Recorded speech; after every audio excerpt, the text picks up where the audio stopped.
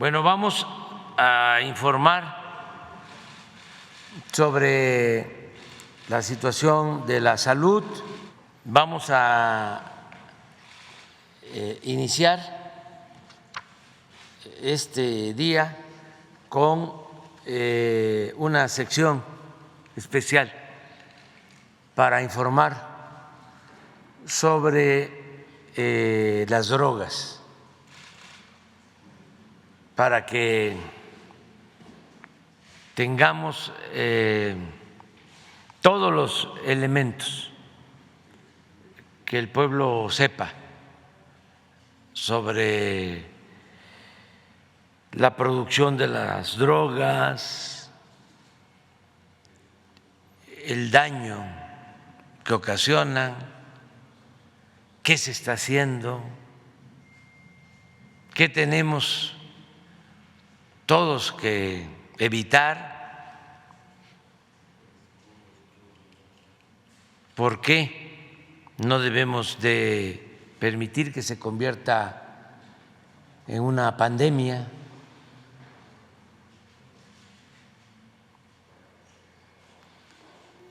Y hablar sobre el tema, estar constantemente tratándolo, y le pedí al doctor Hugo López-Gatell que él sea el que aborde el tema aquí en las mañaneras, y vamos a atender este tema con un enfoque preventivo, porque no es decir, nosotros no tenemos ese problema, no nos va a alcanzar ese problema, no es igual que en otros países.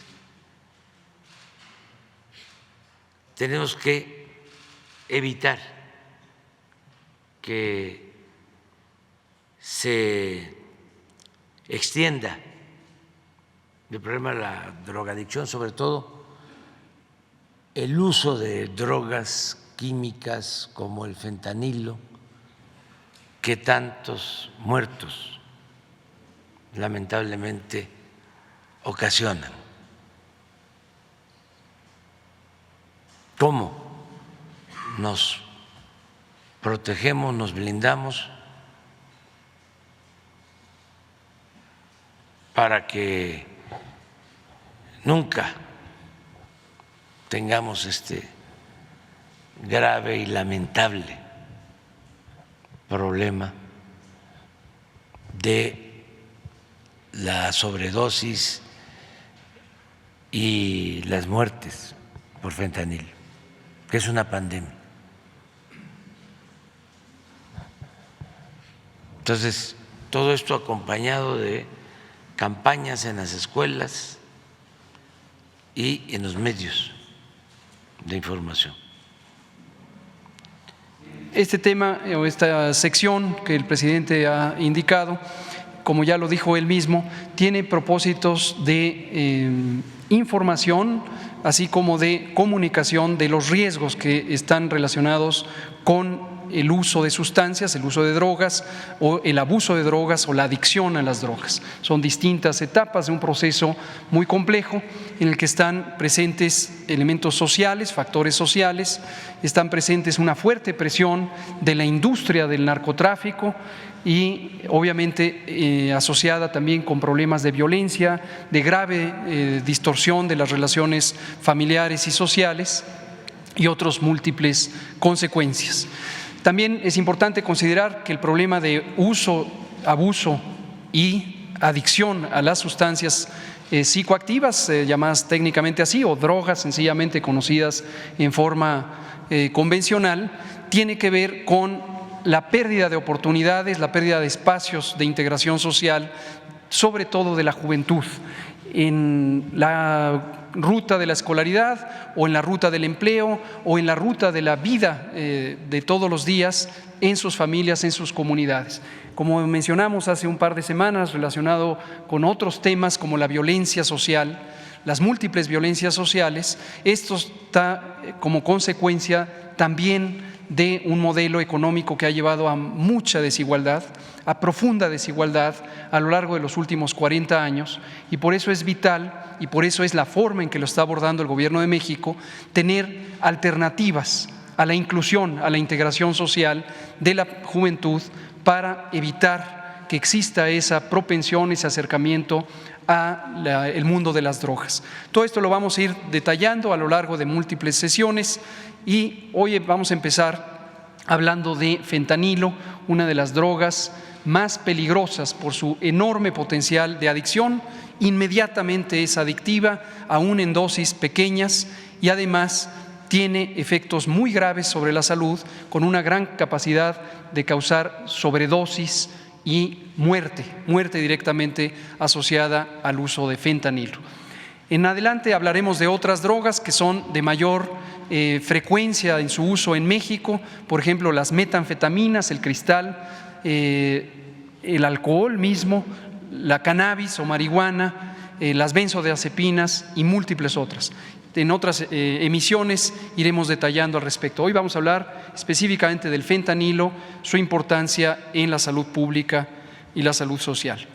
Hablemos primero de qué son las adicciones, un panorama muy general. Tomen en cuenta que esta sección no pretende ser una instrucción académica o una cátedra, lo que pretende es tener una síntesis de simple comprensión para que el conjunto del pueblo de México que escucha la conferencia tenga la referencia de lo que está ocurriendo en México y en otras partes del mundo.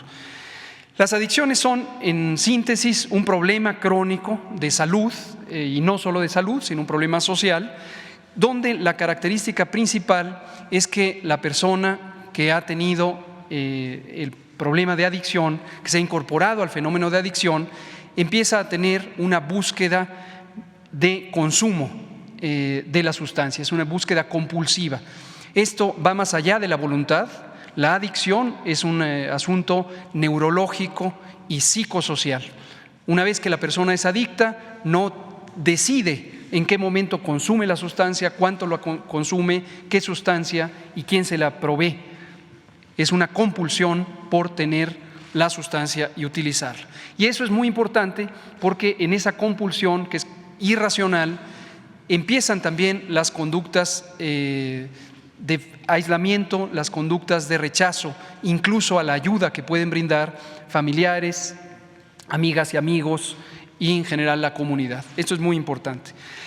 Altera áreas del cerebro, las sustancias adictivas alteran áreas del cerebro que son encargadas de los mecanismos de satisfacción, de recompensa, de la sensación del bienestar. La sensación del bienestar físico o el bienestar emocional están gobernadas por ciertas zonas del cerebro, y la mayoría de las sustancias adictivas tienen una capacidad de estimular esas zonas y causar una falsa sensación de bienestar que poco o nada tiene que ver con el bienestar real en términos tanto emocionales, de compañía, de afecto, como en términos incluso físicos. Por ejemplo, pueden causar, y esto lo hacen varias de las sustancias adictivas, pérdida del apetito. La persona adicta no tiene apetito, está desinteresada en alimentarse o en beber agua, incluso en hidratarse, y entonces eso es parte de los mecanismos donde la adicción puede causar daños a la salud. Es importante también tener en cuenta que la adicción permanece por tiempo largo en duración variable según el producto y según el nivel de la adicción, pero permanece aún cuando haya cesado el estímulo de la droga. De modo que la adicción es un cambio más o menos permanente que afecta a la persona. Por eso es muy importante el enfoque preventivo, porque cuanto más temprana sea la atención para evitar que una persona caiga en la adicción, mayores son las posibilidades de recuperarse antes de entrar en una fase ya de muy difícil manejo. Lo siguiente es sobre el fentanilo. El fentanilo, vamos a resumir que se trata de un medicamento originalmente diseñado como medicamento para el manejo de dolor intenso. El dolor intenso que puede ocurrir, por ejemplo, durante una operación, una cirugía, o el dolor intenso que puede ocurrir cuando existe una enfermedad avanzada como el cáncer con metástasis o diversas enfermedades neurológicas que pueden causar un dolor difícilmente tratable con otras sustancias. Entonces, para eso se diseñó el fentanilo para su uso médico. A su vez, el fentanilo es una sustancia que químicamente se asemeja a la morfina, y la morfina, a su vez, históricamente viene de la goma de opio. La goma de opio que se produce en las semillas de la amapola. Esto desde hace siglos, al menos desde el siglo XVII. Y en el siglo XX se empezaron a fabricar sustancias químicas de síntesis química, ya no directamente derivadas del opio, de la goma de opio, sino ya de fabricación química. Y una de ellas es el fentanilo. El fentanilo tiene, entre otras propiedades, una enorme potencia para reducir el dolor. Se ha estimado que es hasta 100 veces más efectiva en reducir el dolor comparada con la morfina o 50 veces más que la heroína. Pero junto con esa efectividad en reducir el dolor está el potencial de ser adictiva en una proporción semejante. Por eso es tan adictiva a una dosis pequeñas. Y una cosa muy importante es que el uso médico de este producto en buena medida contribuyó a la inducción social de la adicción de estas sustancias que genéricamente se llaman opioides, opioides precisamente porque químicamente derivan del opio. Vemos la siguiente, ya comentaba el presidente de los estragos que puede causar. El estrago más terrible, desde luego, es la pérdida de la vida, la muerte. Y aquí hacemos esta comparación entre lo que le ocurre a Estados Unidos y lo que hasta el momento le ocurre a México, y no queremos que a México le ocurra lo que le ocurre a Estados Unidos.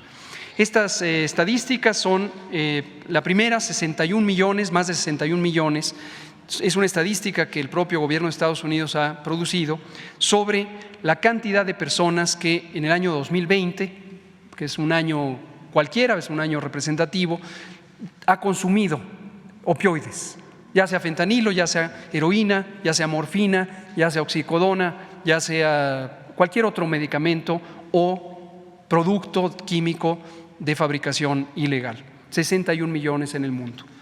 Pero la segunda imagen, la tabla, lo que muestra es la comparación de muertes asociadas con el abuso de estas sustancias opioides, en particular el fentanilo, en México y en Estados Unidos.